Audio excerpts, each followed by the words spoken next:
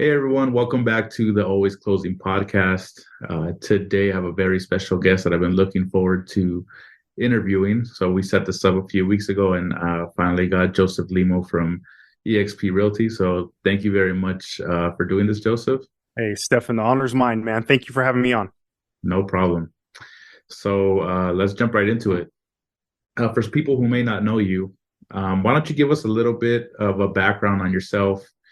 Did you always work in real estate? When did you get into it? And how have you progressed over the years? Sure. So I've been in the real estate business for 18 years now. I am a broker here in Southern California. I actually was originally going to school to be a teacher. I Okay. really wanted to recreate my childhood years, man. I remember when I was in second and third and fourth grade, like our holidays would last for a month. Remember that? Like Yeah. you start celebrating Thanksgiving right on like November 1 and do all kinds of, arts and crafts. And so I always thought when I was in school, I want to recreate that life, man. I loved being a kid, dude. That was the Right. best. So I went to school to be a teacher and had some reality set in when I understood what happens as a teacher when you want to evolve in that Mm. career is a lot of times the first thing you do is step out of the classroom and go into administration.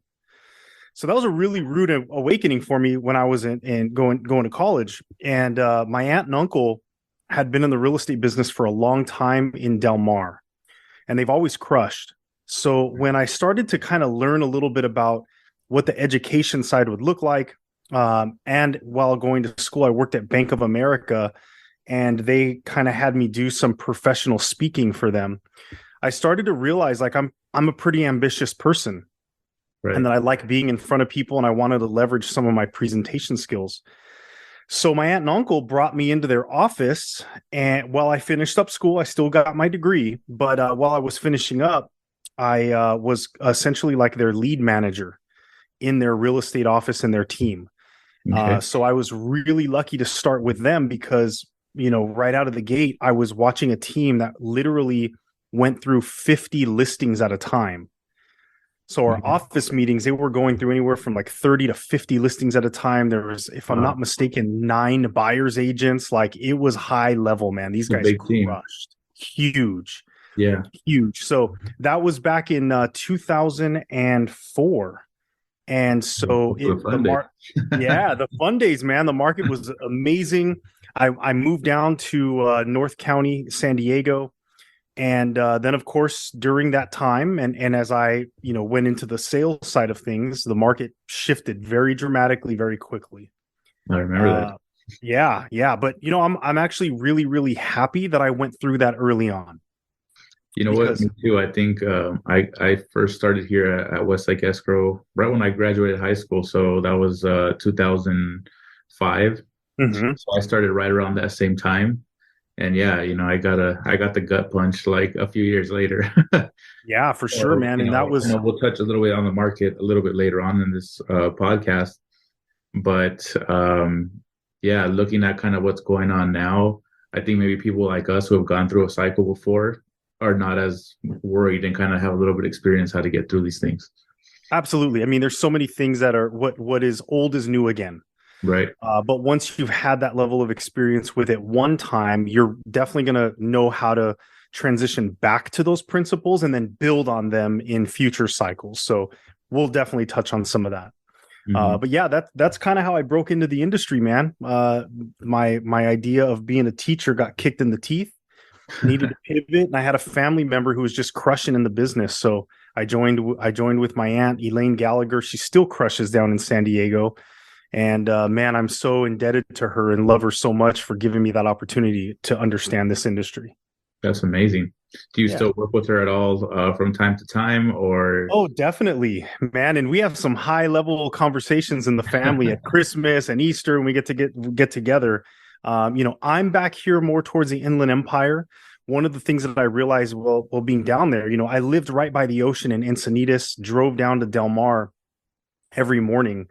And every opportunity I got to enjoy the environment, I came back home to Rancho Cucamonga because that was home. That's where my people are, my friends, my right? mom and dad. So I was literally in like some of the most beautiful areas of California, and I couldn't wait to get out of there and come back to Rancho. Uh, Home is Dave home. Okay. Matthews, yeah, Dave Matthews has a really great lyric in one of his songs, and he says, "It turns out not where, but who you're with that really matters." Hmm. And so I just kind of at one point realized, this is great, amazing sales prices and all, but home is home. So I came back here to, further my career. Well, Rancho Cucamonga has become such a beautiful city on its own. And, I remember 20 years ago what it looked like. I know what it looks like now. And it's just growing so fast and becoming really a highly desired area for Yeah. people to live in. So, Yeah, definitely grown. have you always focused on your own area? If you become like a specialist in Rancho, do you recommend becoming like someone that's very focused on one area, or are you open to kind of expanding your the region that you work in? Yeah, that's a great question. And my simple answer is yes and no. So my career evolved in two ways. One, naturally where I've lived in longer durations of my life. So for example, I do a lot of business in Whittier, Montebello, Okay, because that's the areas I was raised. Okay, like early on in life. me too. Then my family, yeah. See, I mean, and like that'll always be stomping ground, right? Like that'll Right. always be an area like near and dear to our hearts. Mhm. And then in third grade, my family moved out to Rancho Cucamonga. Okay. It was 1988. I remember getting blown over in the wind my very first night, spending the night in our new house. So obviously, Rancho Cucamonga, Upland, Fontana, these are all areas that, are home. And then when my wife and I got married, we moved to Redlands for 5 years. Okay. So I basically have three geographic farms, if you will: Right. Redlands, Rancho, Whittier. But really, my career evolved not around geographic farms, but social farming, if you will. And that's my sphere of influence. Okay. So my business is a little more sporadic in terms of location because I don't necessarily follow like neighborhoods maybe as tightly as others. I follow my people, and my people tell me where they're going to go. So I've done a lot of business in San Clemente and, obviously Rancho Cucamonga, out towards west side of Los Angeles. Again, I'm here to serve the people that I'm lucky enough to have in my life. And that's always been focus number one in how I've grown my business. Right. Okay. That's awesome.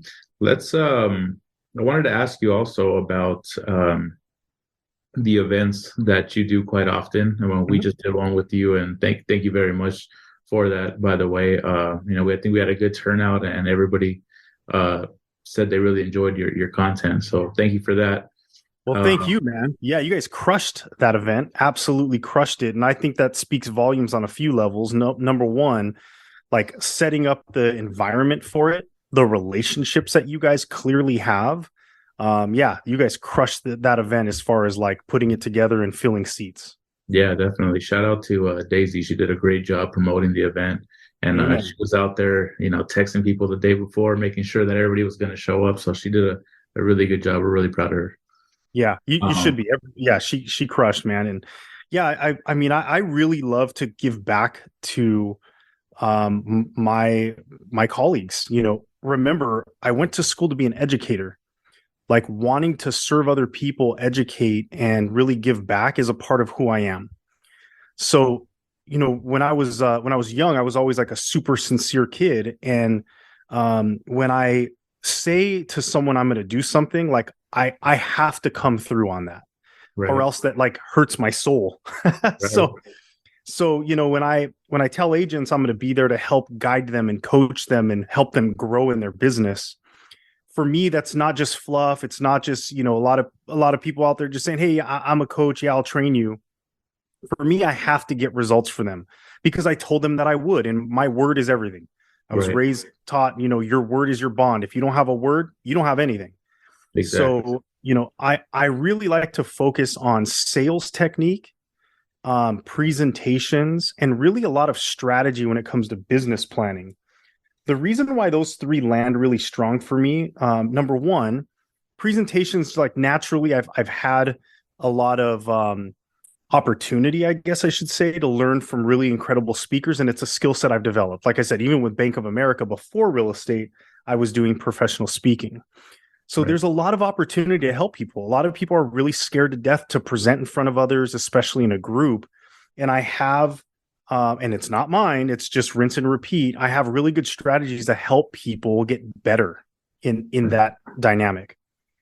For the sales part of it, it's really interesting because I came from a service background at Bank of America and I wanted to be a teacher. So like everything's been service level for me. Getting into sales was a little bit challenging, Stefan, because I initially had a hard time with the idea of selling someone to do something that I wanted them to do. That's just Right. not natural to who I am. Exactly. So like I've always had this story about coercion or, being someone that would manipulate others. And I will never subscribe to that. Right. What happened for And me you is kind of get that feeling a little bit at first when you first get into sales. Amen. Or you start Absolutely. realizing you're not selling necessarily for yourself, but to help people. And I think it helps you get over that. Yeah, That for sure. And there's a lot of people out there that kind of still question maybe their ability and or their desire to improve those skills because they still have that story associated with it. Right. What changed for me is I got really, really clear that what I was doing was getting very close to and becoming very loyal to someone else's goal. So now I have a zero problem leveraging all of the high level sales techniques and skill sets that I have to help someone accomplish the goal that they wanted. So it's still not about me. I'm not trying to make someone do something that they didn't want to do. A lot of the skills necessary to sell on a high level is to get people out of their own darn way. Exactly. And that's what people want. They want leadership. They want to be led. So when that became clear for me, then I had no problem like really leveling up and leveraging high level sales techniques. And now I teach other agents, some of those strategies as well.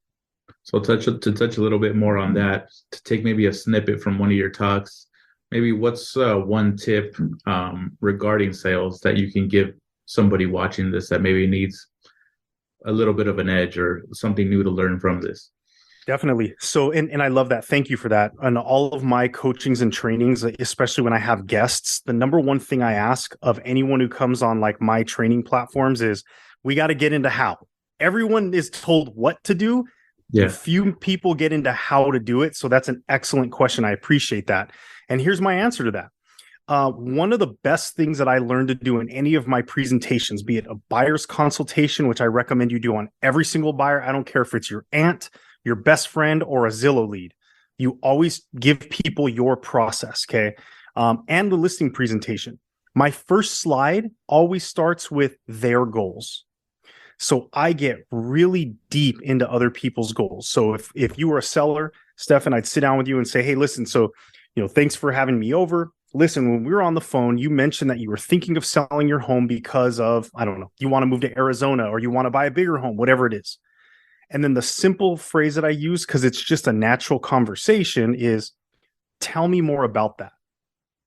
And I'm going to keep drilling deeper and deeper and deeper down to really get granular because, yeah, sellers will always tell you, I want to make a boatload of money when I sell my house. But I promise you, it's probably like less than 2% of sellers actually give a crap about that.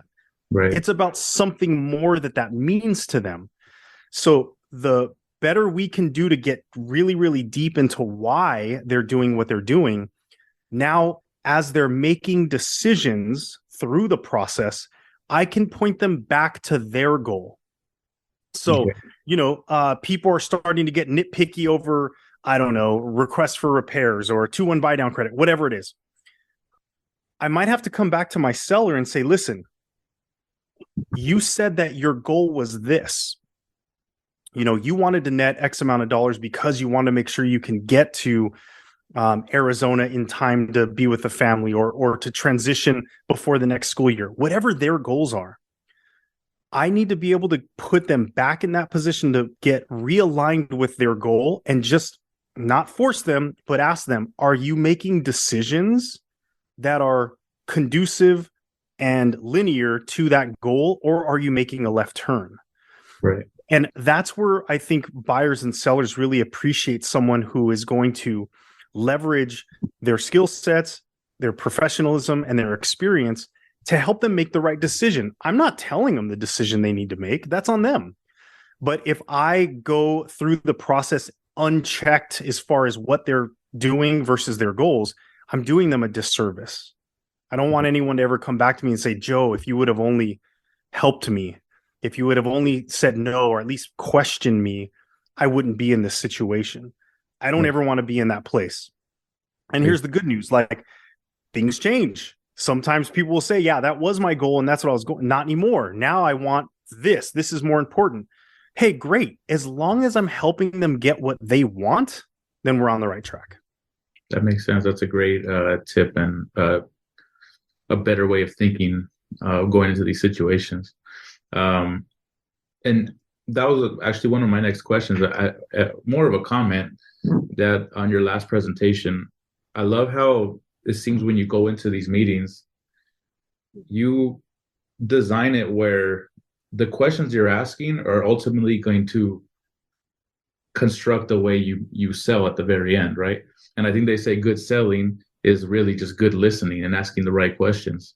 So it seems like a lot of the questions you asked, even regarding commissions, and ultimately leads to price, and like you say, you don't even bring up price almost to the very end. Mm-hmm. Yeah, that's a beautiful way that you kind of put that whole presentation together. So how did you come up with that, or is that something you just learned from other people in the past? I would say it's always a combination of all of it. Definitely learning here and there, and from a lot of people outside of the industry. Someone taught me a long time ago, and this is going to be credit to Eric Plantenberg, Tom Weber, Anthony Chavez. None of those three people have anything to do with real estate on any level. They're just incredible human beings and some of the highest level salespeople I've ever worked with. And in different formats, all of them taught me something really simple. Number one, sales should not be climactic. If you go through a sales process with your buyers, your sellers, doesn't matter, where everyone is, even in their own body, starting to get clear that we're getting up to the close and now this is the sales moment, that's terrible salesmanship. A sales process should feel like a flat line emotionally.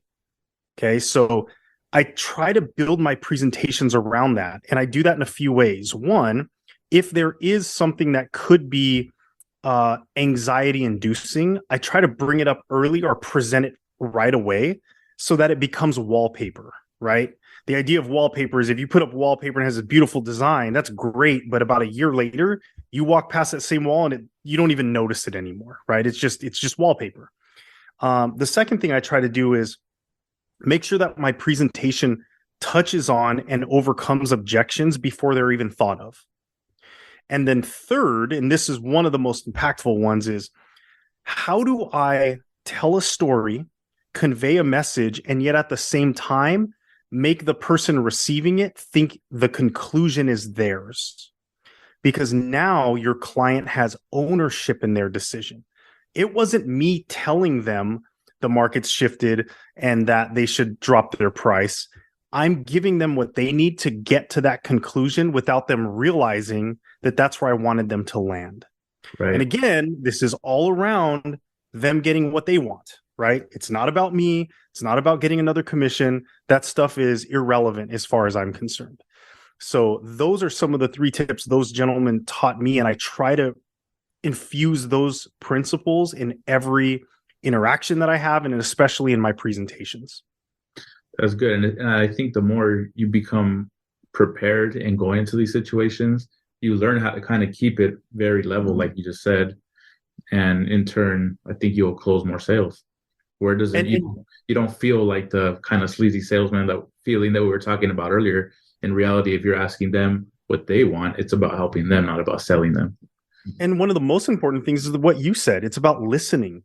Because if I'm no longer worried about what I'm going to say when, then I can just shut up and listen.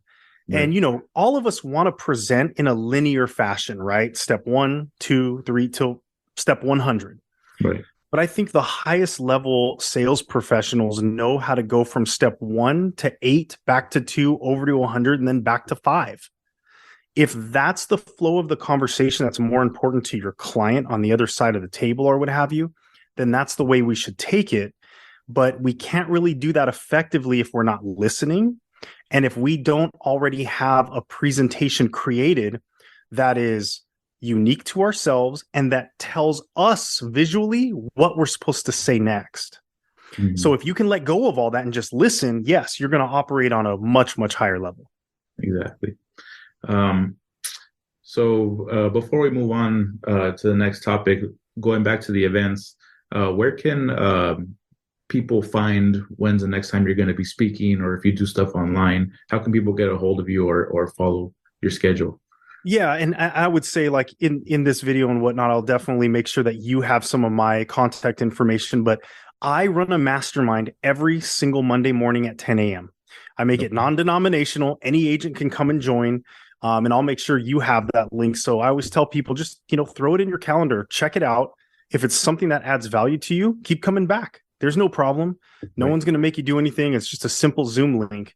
And that's where I mentioned I do a lot of things where not only will there be knowledge about more live events or other things that are going to be going on that I'm going to do, but I also bring other people to this mastermind. And the number one thing I tell them is we got to get into how. Right. Everyone's heard what they're supposed to do, what you should do. I'm tired of people shooting on everyone, right? I want to get into how, because I feel like that's the more practical way in which people can grab something and implement and make a real change in their business right now. And that's what I want to bring different to the agent community than all the other stuff that's already out there. Right. And I remember you mentioned something that you actually have you're like a certified, like by the association, right, to teach other realtors?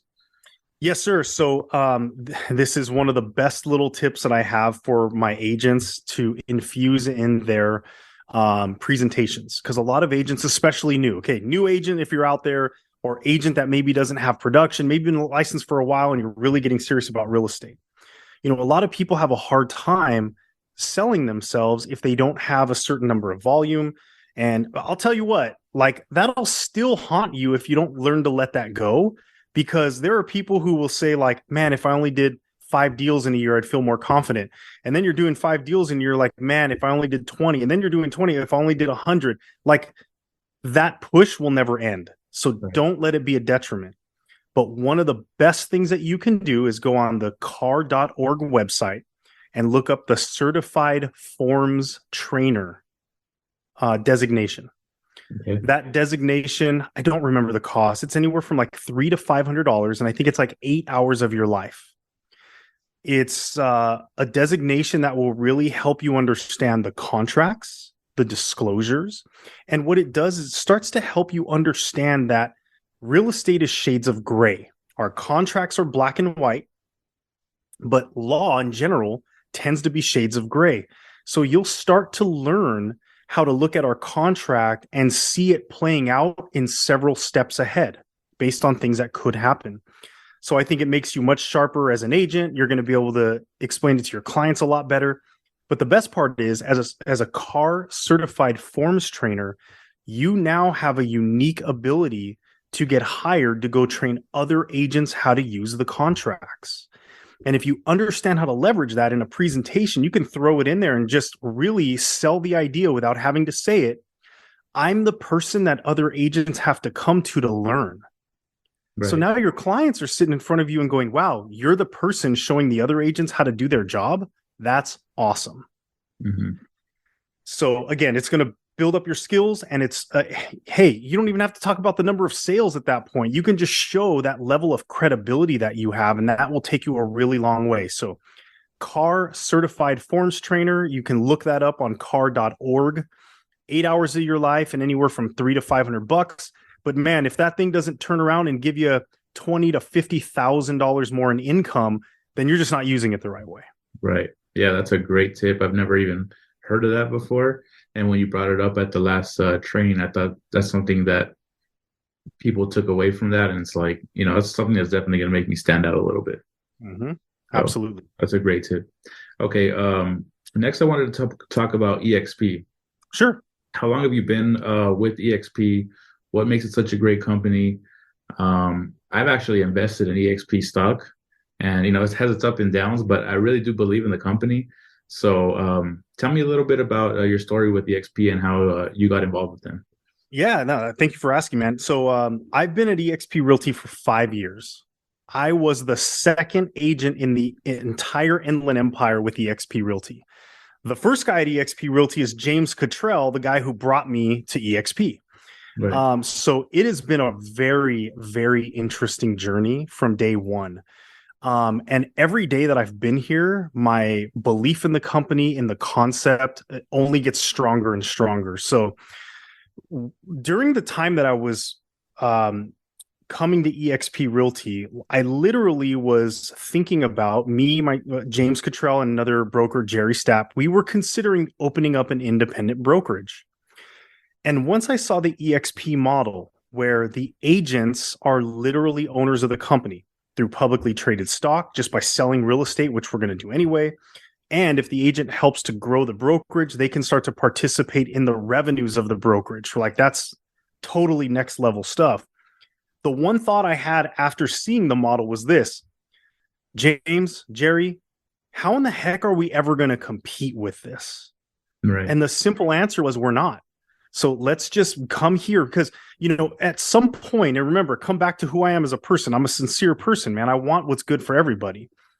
What I had to realize and make sure everyone else was really on board with this is, look, we can try and do a bunch of other ways to talk smack on the model, turn people away and say, well, come look at me, I'll train you and all this stuff, and I'll do a good job of it, obviously. But the one thing that stuck with us was this: they're never going to be an owner in our brokerage. We're the owners. That would totally negate the whole damn point of us doing what we're going to do. Right. And so the idea of me putting myself ahead of other agents, knowing that this model was out there, no longer felt right. So that's Right. when it was like, okay, we're going to go all in this thing, and we're going to grow this, because now I have no problem telling an agent to come check out this model and come work with us here, and especially with me and the group that we have, because we have over 21 coaches that help our agents. So it's not just me, right? I have a bunch of other people who are industry rock stars, and we shoulder this weight together. But the idea is, when you come here, it's not, yeah, come work for me and I have a better scenario than you. That doesn't exist at EXP Realty. Every single agent gets the same deal. They all have that same ownership component, and if they help the brokerage grow, can participate in the revenues of the company. So, every person is on an equal playing field, and I love that. I love that I can bring my leadership to this company, help agents come here and grow, and I'm not better than anyone, because I don't believe in that crap anyway. Right.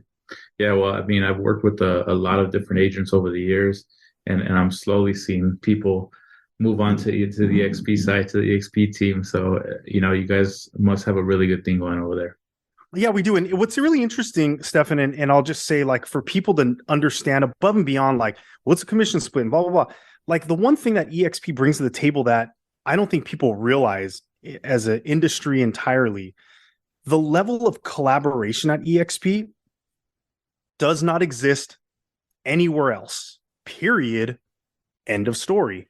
And the reason why that's true is because we are all owners. The culture of our brokerage is that we are here to help everyone grow and succeed. This rising tide will raise all ships.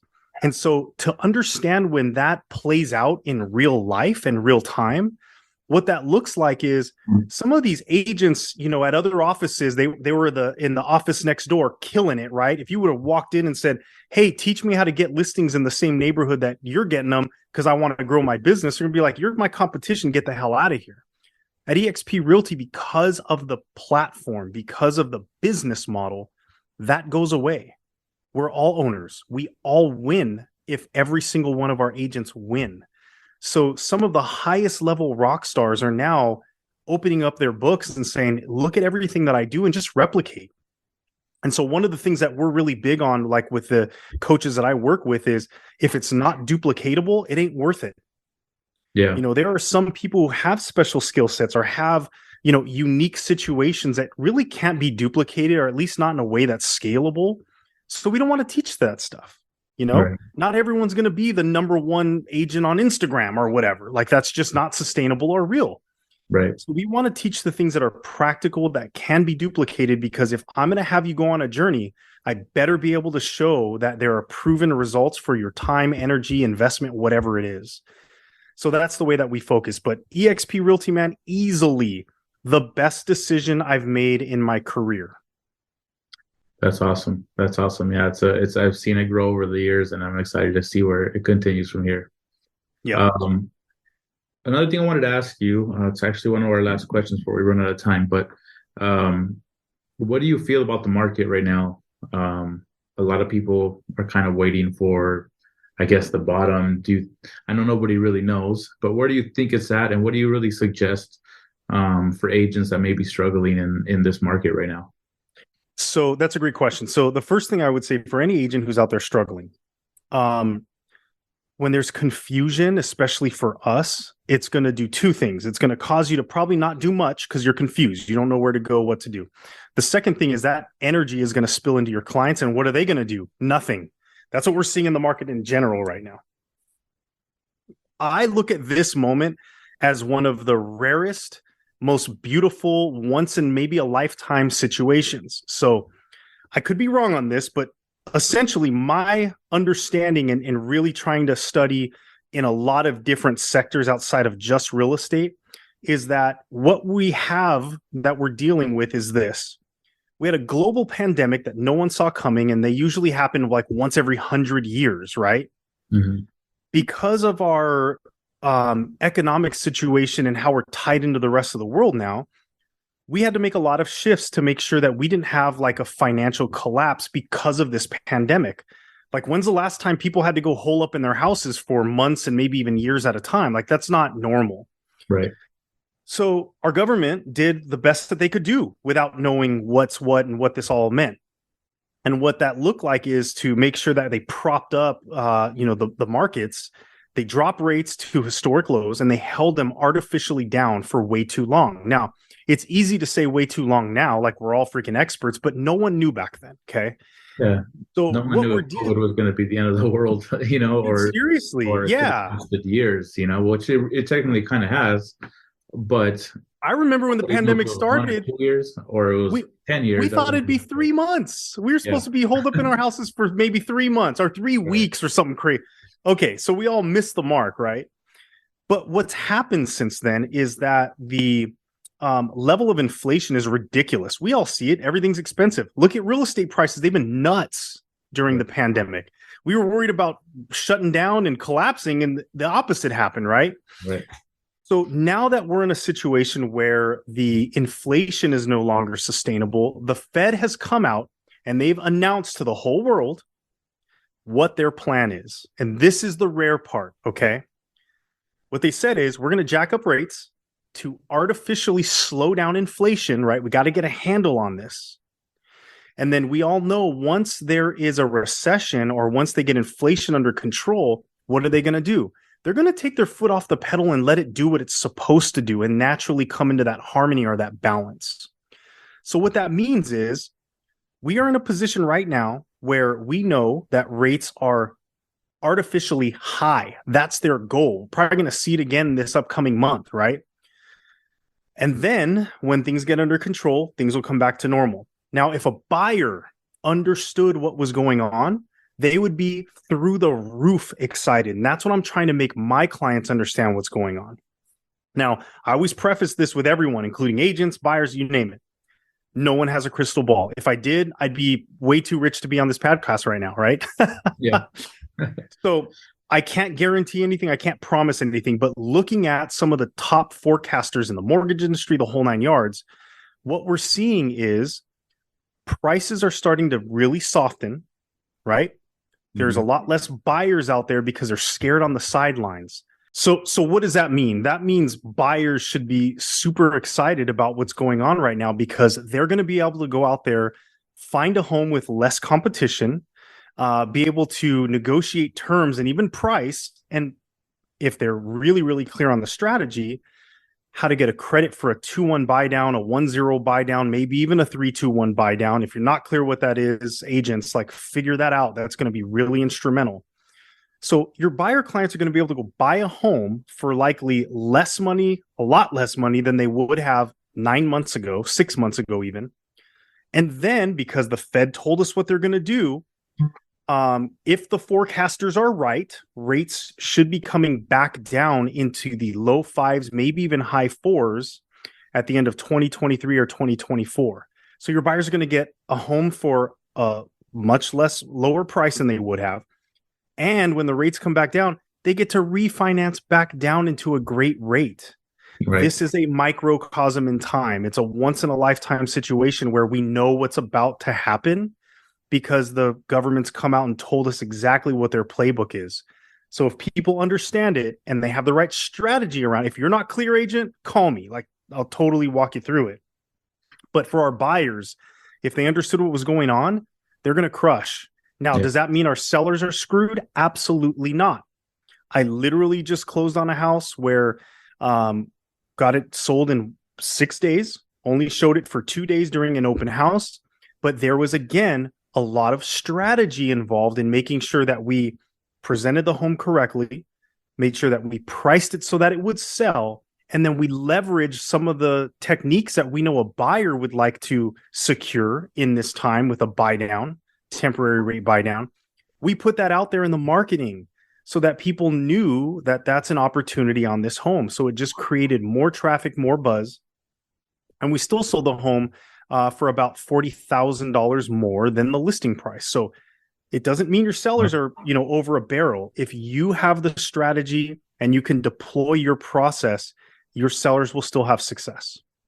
Yeah, there's still a lot of demand out there, and I just think there's people that are kind of waiting for that right price point that they want to be at. But I think there's still definitely plenty of demand out there. I mean, I just came from an appointment in Pasadena, and for the hour that I was there, at least 2 or 3 people just stopped in front of the house because there's no sign out or anything yet. They just know it's coming and they're ready to pounce on it. So I think that's obviously not the same as 6 months ago, right? But it's still there, though, definitely. And that's why I think this turmoil will be short-lived. So, again, it doesn't have to be one in which you need to survive. You can thrive right now if you have the right strategy. You're sharing with your clients the right message. But the better news is, after we come out of this and our demand and supply are in a little more harmony, I think we've got years ahead of us again of a solid, stable real estate market, which means people are going to be transacting. Look, people need to move. People need to buy. And that's what our profession is here to help them transact with. So I think we're going to have a really healthy real estate market once we get through this blurb. But until then, you can still kill it. Awesome. This is a question more for us that I want to start asking everyone that we're interviewing. But us as an escrow company, what's something that agents look for, specifically you, when you're looking to work with an escrow company? What's some qualities that you look for? That's a great question, man. So a couple of things, like, if possible, I'd love to have another quarterback on the field with me, someone who can see what's happening before it happens. Some proactivity there, a couple of really specific things, and this is where Westlake has been really instrumental. One, how do you differentiate yourself when I work with you? And you guys have proven that, like, time and time again. And one of the things that I think is really helpful, especially for an agent who does a good job in disclosure and in setting expectations with their seller, is having an escrow company that will sign the escrow docs with the sellers. Because what does that do? That puts yet another party into play for them so that I can show them there is a team around them. The other thing that it does is it makes sure that there's no issues with wire fraud. I hit the points of our disclosures, right? As we should as agents. That one should scare the crap out of your sellers because it's all of their proceeds. So for you to tell you from an escrow company, we see a lot of attempts all the time. Yep. So it's as much as everybody tries to scare everybody, I mean, they should be scared because it's something that it's almost a problem that continues to get worse. Yep. And our team is on top of it. Our tech team is on top of it. But it's something that everyone should be very aware of. So when I can come to my seller and give them the full-on disclosure that they need to hear, but then have a solution for it because of my partnership with Westlake Escrow, that's where we're hitting stride. And there again, that separates me from others so that I get the business. So if you're helping me get the business, even in indirect ways like that, then of course I'm excited to give you that business. So those are some ways that Westlake really has shown like head and shoulders above like most others out there, how they're willing to work different so that we can get more business as well. Appreciate that. And like we do this podcast for agents, for loan officers, and I see that other escrow companies and title people also watch it as well. So it's good to hear, something that would help not just us, but other people watching this that are in the same business as us. So I appreciate that. And lastly, Joseph, if you could, what's one last thing you would I mean, I know you already gave a lot of solid tips, but what's one last thing you can leave everybody watching this with that's really helped you in your career and that you want to pass on to everybody else? I really believe in coaching. I believe in mentors. I coach a lot of agents. I'm a certified mentor for EXP Realty, and I have coaches. Okay. So, to seek out coaches doesn't mean anything other than you just need someone outside of your specific circumstance to maybe see things that you're not. One of the best things, though, that I think is important to look for in a coach or a mentor, someone that you're going to work with, is are they trying to feed you the idea of you need them or that you need outside circumstances? Because if so, be cautious of that. I always approach like my agents and the agents that I mentor with one simple idea in mind. My goal is to show you that you never needed me. Mm-hmm. You are already enough. I'm hopefully going to empower them with seeing some things that they couldn't see because they were too close to the situation and much better questions to ask themselves. So with that in mind, I'm going to give you one amazing tip. You heard it already when we did our listing presentation stuff, but this changed my life. Okay. I call it mirror time. All right. And this is what I would urge every agent to do, even if you're brand new. Let's say that you want to be a solid listing agent. Okay. You've been working with buyers. You're just not sure how to really hit stride in taking listings on a consistent basis. The number one thing that I think you should do is go into a mirror, look at yourself straight in the eyeballs. It's going to be uncomfortable, and it should. Okay. And what I'm about to tell you is not an affirmation. It is not an affirmation.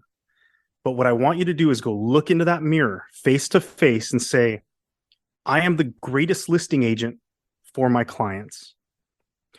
And the reason I want you to say that to yourself and look yourself in the eye is because there's one question you need to ask yourself. Do you believe it? Mm-hmm. And if you don't, that's not wrong or bad or not shame on you or quit the business. None of that. The second question you need to ask is why. So if I go and I do this to this day, in fact, this is why I even told Daisy in our presentation, hey, you remember there's no video last time I did this? She's like, yeah, I did some more mirror time. And guess what? I didn't buy my crap anymore. Right. So when you ask, so if you say to yourself, I'm the greatest listing agent for my clients, and then you don't believe it and you ask yourself, well, why not? What you're going to do is have an internal navigation that's going to give you a checklist. Well, I don't think I have a really solid marketing plan, or I don't even have a listing presentation. Now that the market's changing, I don't know what to do to sell a house. You're telling yourself the things that you need to hear. And guess what? You don't need anyone else to do that. Right. Then what you're going to do after you've written down your checklist, you're going to start thinking about who can help me? Who are my resources to help me overcome these things? And as you start checking off those boxes, man, a lot of magic happens. One of the most important ones, your confidence goes through the roof. Because guess what? Most of the times out there, it's you versus you. Right. So if you have that level of confidence and you're building those skill sets and you're excited about the process that you've built, then your clients are going to subscribe to your approach and they're going to hire you. So again, one thing is if people are out there trying to tell you that you're not good enough because you need them and that they're going to coach you for the rest of your life because as soon as you walk away, the drunk monkey takes over or whatever their, you know, claim to fame is, great. I would just say be cautious of that because a really good coach is going to coach you to show for you to see you're good enough as you are right now, and that their job is to show you that you'll never need them again. That's a great coach. And then they need to give you really practical ways in which you know how to go inside and find those internal answers. Because if I told you 100 things, but I'm not hitting the marks that internally you don't buy into because you haven't fixed them yet, all of my stuff is not going to land and you're still going to be struggling. Until you fix what internally you know needs to be fixed, then you're going to build that confidence. Then you're going to be out there with people going, you know what? I believe in this person and I'm ready to work with them. That's another amazing tip, and I think that people will get a lot of value out of that. Where can someone find a good coach? Do you have any tips on where they can look for someone like that? Yeah, I would say so, you know, if anyone ever wants to jump on my mastermind, I bring a bunch of great coaches on there. You can always check that out. But again, I think a question should be, you know, hey, as a coach, how do you help me with internal navigation? And if a coach doesn't understand what that is or how they can help you with, I guess, finding and asking yourself better questions, then, you know, maybe that's not the highest level coach that you're looking for. Right. And just so everyone's clear, like, you know, who came up with asking yourself better questions? I don't know if came up with, but where I heard it from was Tony Robbins. Right. So we're talking super high level. That's a guy whose number one goal is to try and give people better questions to ask themselves. So that's the kind of coach that's really been instrumental for me because, again, I think we have a lot of our own answers. We just don't know how to extract them. Right. Awesome. Well, Joseph, again, thank you so much for taking time out of, I'm sure, your busy day to do this interview with us. Absolutely. You gave a lot of tangible things that people can take from this. And I think you provided a lot of value for people watching this. So I hope a lot of people see this. And thank you once again. I really appreciate your time the other day and today, providing a lot of value. So thanks again. It's my honor. And if there's anyone out there that needs help, don't ever hesitate, man. Reach out to me. I'm sure Stefan will post some of my stuff. I answer calls all the time to help people because I know that if I can build more and better relationships with other real estate professionals out there, that's something that is so important to the growth of my career and a really big benefit to my clients as well. So if I can help, don't ever hesitate to reach out. Where can people find you online? They can find me Instagram, Facebook. You know, it's going to be Joseph Limo. You look me up, you'll find me. I have a YouTube channel. And like I said, my mastermind, I'm going to send you that link. You can click on anytime and check us out. And if you like what you saw, then keep coming. Cool. So this whole interview is going to be up on YouTube. So I'll put all your links in the description there.